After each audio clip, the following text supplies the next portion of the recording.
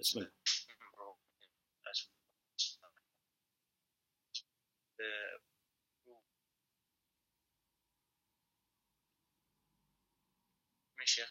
Yes, please.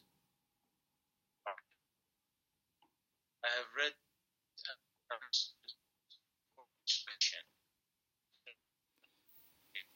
in one of the lectures. Yes, Can you hear me? Yes, your voice was. Yes, please. Let me see. Is there something on my side? Maybe let me check. Am I at the maximum? Yes. Audio, computer audio setting.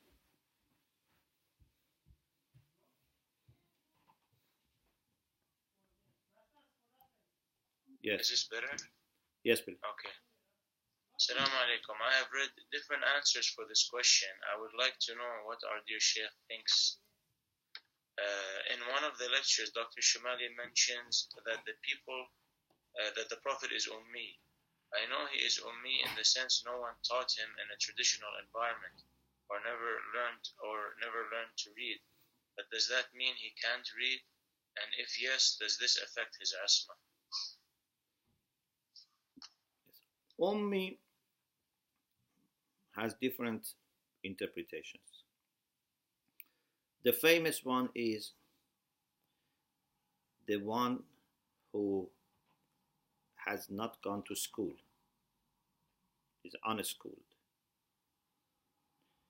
The second interpretation is that the one he is from Mecca, because Mecca is Ummul Qura. لِتُنْذِرَ أُمَّ الْقُرَى وَمَنْ حَوْلَهَا. So Ummi means Mecca. But the first interpretation, which is more common, is the one who is Ummi, means he is in the same condition that he used to be when he was with his mother or her mother, like someone who has not gone to school. What's the reason for this title? It's because according to the Quran, Rasulullah never wrote anything and never read any text. ما كنت تتلو من قبله من كتاب ولا تخطه بيمينك إذن لارتاب المبطلون.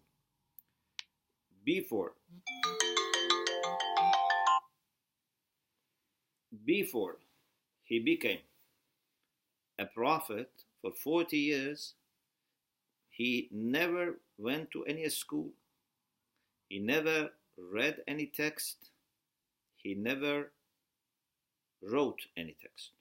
Because if he had gone to a school and learned reading and writing, there was a chance. Not a good reason, but people who are mubtil, people who are going after falsehood, they could have said he has learned this from someone.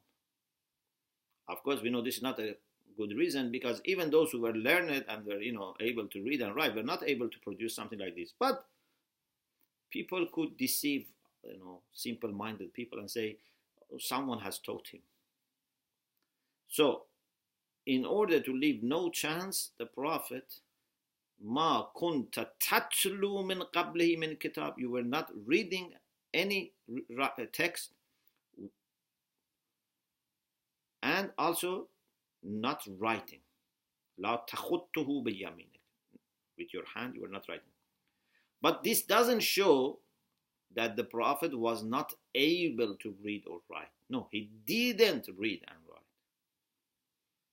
We believe that he, especially, of course, after he became prophet, we believe that he was able to read and write.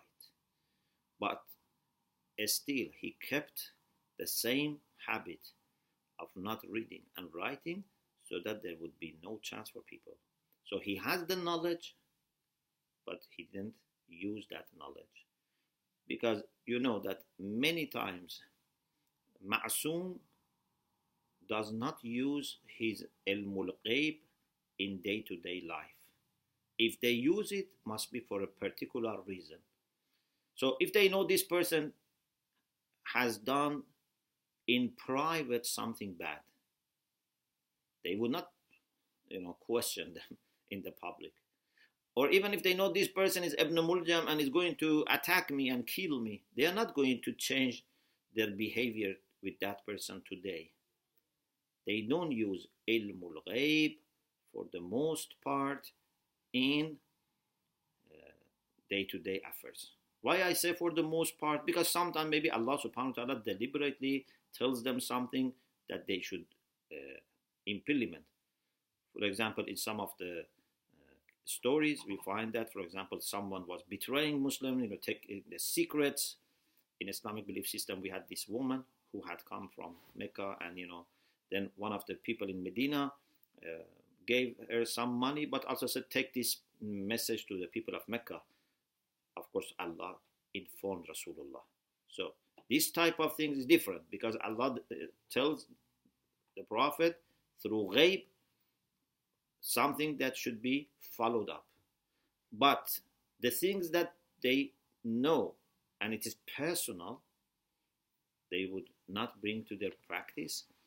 So Rasulullah knew how to teach how to read and write, but he didn't practice it.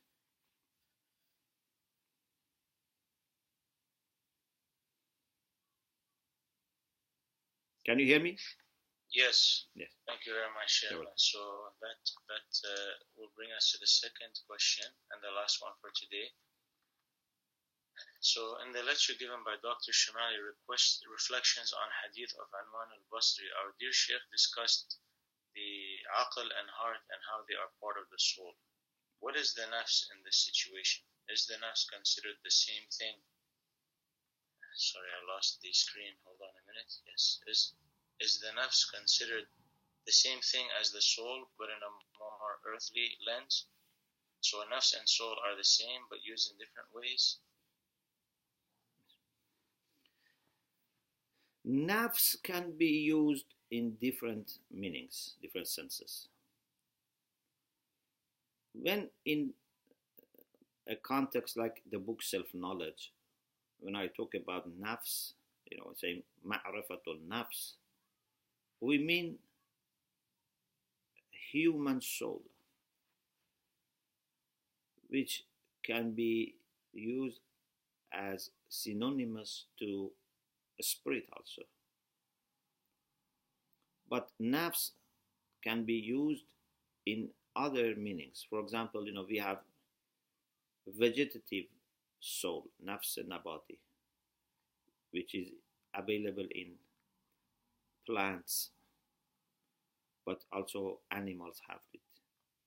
We have an-nafsul haywaniya, which is available only in animals, not in plants. But also human beings have vegetative soul and animal soul. We have an-nafsul natiqa, which is only available in human beings. Among animals, no animal has except human beings. Of course, jinns also may have it to some extent. So, depending on what you mean by nafs, for the most part, when I use nafs, I use it in the sense of human soul. Means something which is not our body. It's in touch with body. It runs and manages our body. We have nafs and jasad, or jism, body and soul. So this is the way I most of the time use the term nafs, and I think this is the way that when the Quran says Allah yatawaffa al-anfus, or for example ma'rifatun nafs in hadith, I think it's used in this sense. Thank you very much, Sheikhna. You're welcome. So today we have a rather